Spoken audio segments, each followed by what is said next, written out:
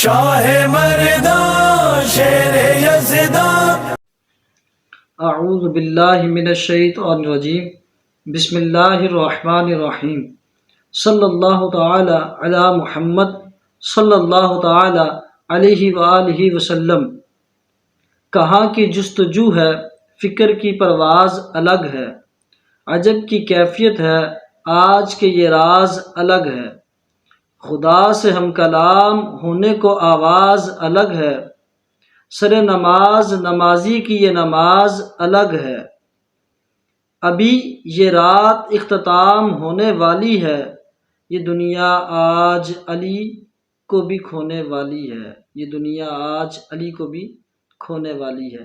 21 رمضان المبارک کو شیر خدا کرم اللہ وجہ الکریم حضرت علی رضی اللہ تعالی عنہ جام شہادت نوش فرما کر اپنے خالق حقیقی سے جا ملے۔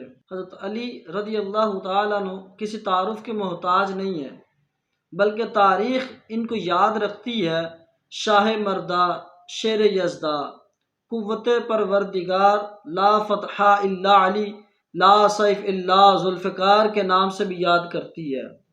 حضرت علی وہ ہستی ہیں جن کے بارے میں رسول اللہ صلی اللہ تعالی علیہ وآلہ وسلم نے ارشاد فرمایا، علی کے چہرے کو دیکھنا عبادت ہے، علی میرا بھائی ہے، علی ہر کسی شخص اس کا مولا ہے جس کا میں مولا ہوں۔ حضرت علی رضی اللہ تعالی عنہ کے تمام فضائل و کمالات پر اگر نظر دوڑائی جائے تو حضرت علی رضی اللہ تعالی عنہ جہاں میں بہادری میں بے مثل نظر آتے ہیں، وہاں ان کے حلم، بردباری، صبر میں بھی ان کا کوئی ثانی نہیں ہے۔ ایک دفعہ ایک جنگ میں ایک غیر مسلم کے ساتھ لڑائی ہو رہی تھی، تو حضرت علی رضی اللہ تعالی عنہ کے مقابلے میں جو عیسائی پہلوان تھا، جو غیر مسلم پہلوان تھا، حضرت علی رضی اللہ تعالی عنہ نے اس کو نیچے گرا لیا۔ جب حضرت علی نے اس کو نیچے گرا لیا، اب حضرت علی اس کے بس 2 ٹکڑے کرنے ہی والے تھے کہ اس شخص نے حضرت علی رضی اللہ تعالی عنہ پر تھوک دیا۔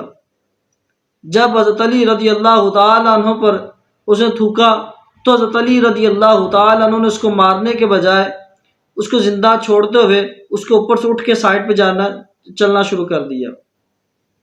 اب یہ منظر دیکھ کے وہ آدمی بڑا حیران ہو گیا کہ اب ہونا تو یہ چاہیے تھا کہ علی جو مجھے اب ٹکڑے کرنے والا تھا، اب حضرت علی مجھے اور زور سے اور غصے کے ساتھ میرے جسم کے 2 ٹکڑے کر دیتے، لیکن معاملہ الٹ ہو گیا۔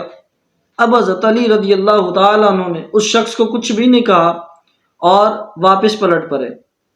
اس آدمی نے جا کر حضرت علی رضی اللہ تعالیٰ عنہ سے یہ وجہ پوچھی کہ جو میں نے اب یہ کام کیا ہے، ہونا تو یہ چاہیے تھا کہ مجھے اب موقع پر ہی مار دیتے، اور مار بھی سکتے تھے، لیکن یہ کیا کیا آپ نے؟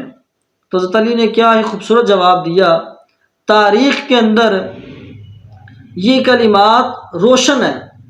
حضرت علی رضی اللہ تعالیٰ عنہ نے فرمایا کہ میں اللہ کا بندہ ہوں، اور جب بھی میں تلوار اٹھاتا ہوں تو اللہ کی رضا کے لیے اٹھاتا ہوں۔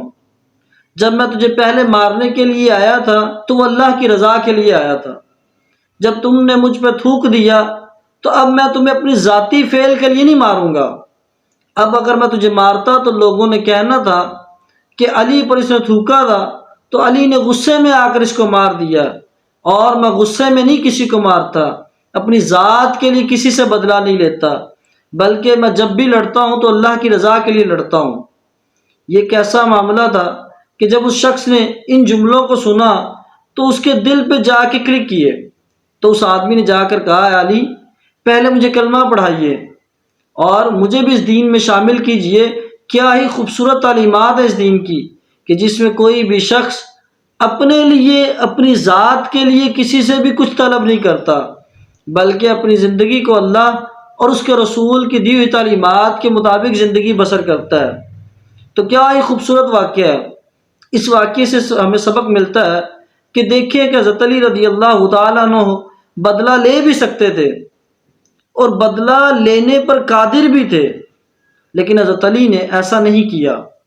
ہمیں بھی چاہیے کہ ہمیں بھی جہاں پہ اگر ہمارا بس چلتا ہو. اچھا یہ بھی ہے کہ بعض لوگ کہتے ہیں کہ ہم نے اللہ کی رضا کے لیے معاف کیا. اگر حقیقت دیکھی جائے تو وہ کچھ کر بھی نہیں سکتے تھے. لیکن اصل بات ہے کہ جو اختیار رکھنے کے باوجود صبر کر جائے وہ حقیقی صبر ہے، وہ بردباری ہے.